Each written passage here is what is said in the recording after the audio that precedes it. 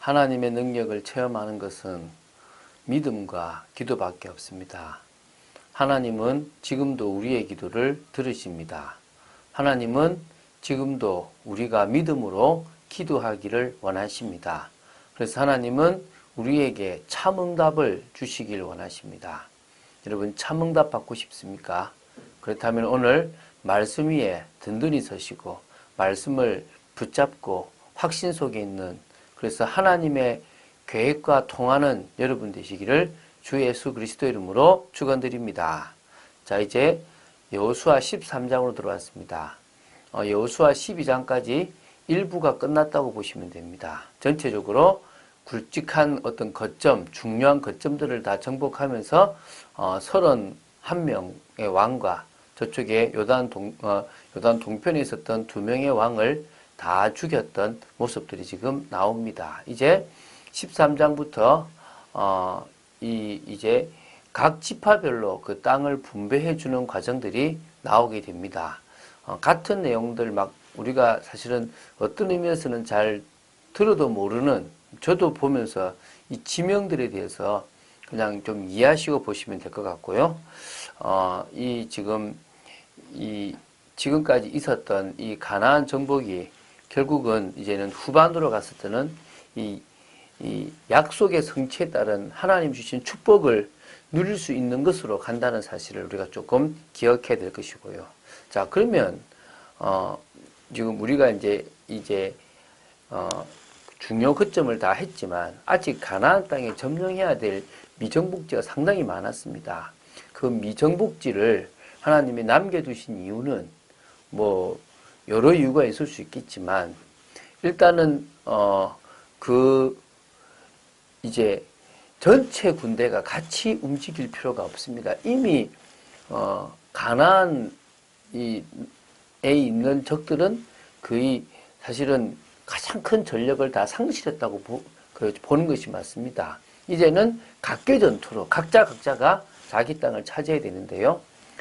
그렇게 하게 된 이유가 나중에 여기 계속 읽어보시면 나오겠지만 신명기 7장 22절이나 출애굽기 23장 29절 30절에 보시면 이 땅을 좀 서서히 천천히 이 땅을 다 멸하게 하십니다. 왜냐하면 갑자기 빨리 멸해지면 이스라엘 백성들이 그 땅을 찾아러 가는 동안에 그 땅이 황폐해질 수가 있습니다.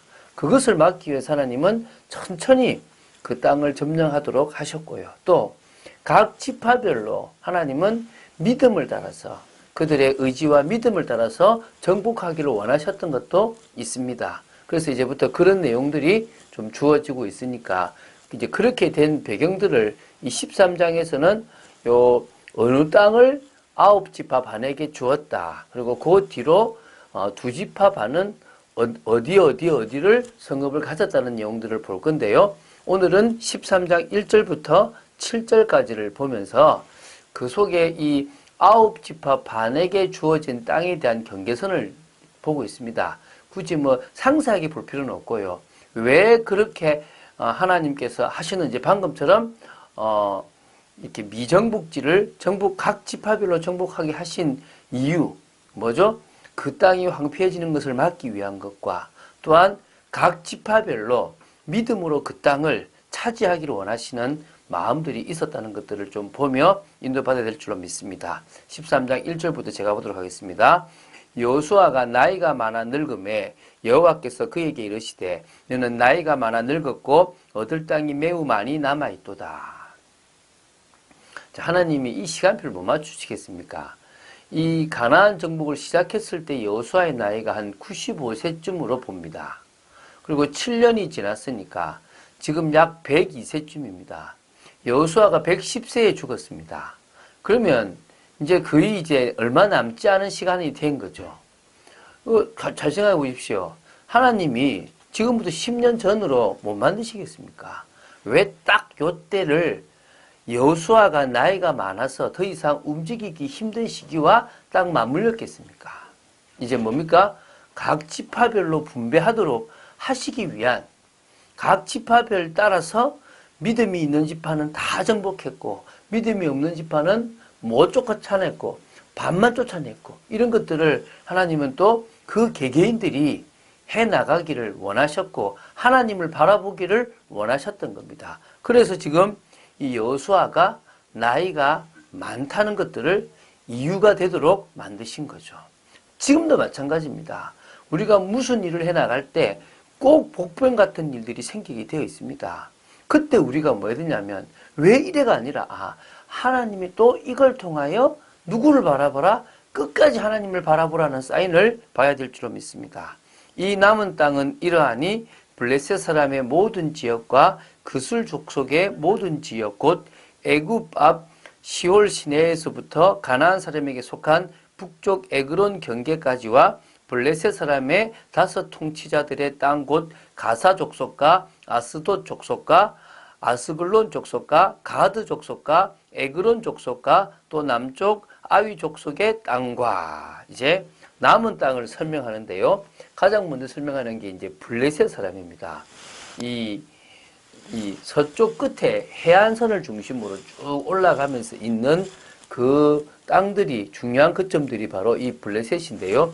밑으로는 애굽과 이어지는 경계선에 있었던 남방 지역과 이렇게 되어지는 부분들을 지금 이렇게 설명하고 있는 겁니다. 그곳에 아직 남아 있는 거죠. 사실은 이 블레셋이 나중에는 누구를 괴롭힙니까? 이스라엘을 계속 사사시대에도 괴롭히고 계속 괴롭힙니다. 이유가 뭡니까?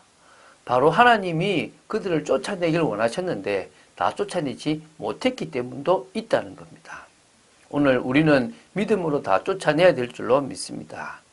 또 가나안 족속의 모든 땅과 시돈 사람에게 속한 무아라와 아모리 족속의 경계 아벨까지와 이제는 또 미정복지 가운데서 그 두로와 시돈이 있었던 이 베니게입니다. 그거는 이 블레셋이 있었던 그 위쪽에 있는 곳입니다. 그쪽도 지금 그러니까 바로 북서부 지역의 땅들을 말하는 거거든요. 또 그발 족속의 땅과 해 뜨는 곳에 온 레바논 곧 헤르몬산 아래에 바알가데스부터 하마스에 들어가는 곳까지와 또 레바논에서부터 미스르봇 마임까지 산지의 모든 주민 곧 모든 시온 사람의 땅이라.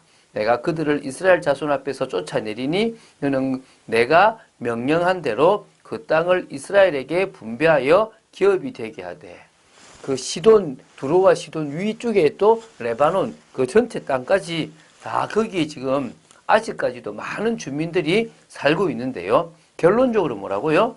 내가 그들을 이스라엘 자손 앞에서 뭐 한다고요? 쫓아내겠다는 겁니다. 이게 핵심입니다. 그런데 여기서 이제 각자의 믿음이 필요합니다. 우리가 현장에서 응답받을 때 가장 중요한 것은 믿음입니다. 기도를 해도요, 믿고 기도하면 응답이 되는 겁니다. 믿음으로 나아가면 응답이 되게 돼 있는 겁니다. 오늘 그 믿음이 있게 되길 바랍니다. 쫓아내게 하신다는 겁니다. 그래서 너는 바로 여호수아죠. 여호수아에게 내가 하나님이 명령한 대로 그 땅을 이스라엘에게 뭐해라? 분배해라. 특히 9지파 반에게 분배하라. 그래서 그들의 뭐가 되게 하라? 기업이 되게 하라. 이제 그것을 이제 14장부터 풀어갈 겁니다. 그래서 13장 요 8절부터는 저쪽에 요단 동편에 있는 2지파 반이 가졌던 성읍들에 대한 것들을 쭉 기록하고 다시 서술하고 있습니다. 우리가 빨리 좀 볼 필요가 있겠죠. 너는 이 땅을 9지파와 므낫세 반지파에게 나누어 기업이 되게 하라 하셨더라. 자, 기업이 되게 하라 하되라는 하라 여기서 보면 나할라라는 히브리어가 들어가요. 이 단어는요, 영구적으로 어떤 사람의 소유가 되게 하기 위해서 쓰는 단어예요. 그러니까 너희 대만 이 땅 차지하고 나중에는 안 된다는 게 아니라 영원히 너희 기업이 될 것이다. 지금요, 유리방황하던 그들이 지금도 지금 이스라엘 땅을 들어갔다니까요. 그처럼요, 영구한 땅이 되도록 하신 겁니다. 그래서 이스라엘이 하나님으로 받게 되는 이 가나안 땅은 이들의 당대만 있는 것이 아니라 자손 대대로 계속 물려줄 땅이라는 사실을 우리는 기억해야 됩니다. 하나님은 기업이 되게 한다는 말은 먹고 살 수 있는 그곳에서 영원토록 상속을 받고 누릴 수 있는 축복을 허락하시겠다는 겁니다. 우리는 그리스도가 우리의 기업입니다. 우리가 하나님처럼, 우리가 그리스도처럼 영화로운 단계에 들어가게 되는 것이 진정으로 우리에게 주신 축복이고 기업입니다. 그 응답이 분명히 있을 것입니다. 그래서 뭐 붙잡으라고요? 말씀을 붙잡아라. 무슨 말씀을 붙잡습니까? 신약에 예수님께서 승천하시기 전에 주셨던 약속, 그것을 바울이나 또 베드로를 통하여 이 서신으로 기록되어 있는 그런 약속들의 말씀을 말하고요, 붙잡으라는 겁니다. 왜 붙잡아야 됩니까? 믿음으로 붙잡고 기도하고 나아갈 때 우리의 삶의 현장에 그대로 성취될 거라는 겁니다. 이미 우리는요, 새로운 피조물로 우리는 그리스도와 함께 죽고 다 끝난 주님이 사는 새로운 인생입니다. 그런데도 아직까지 우리는요, 어떤 인생을 살아갑니까? 이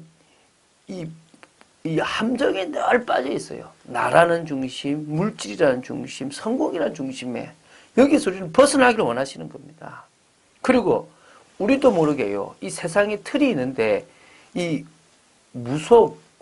점술, 우상문화라는 이런 틀 속에 우리도 모르게 거기에 속아가고 있다는 겁니다. 그걸 뭐요? 벗어나라는 겁니다.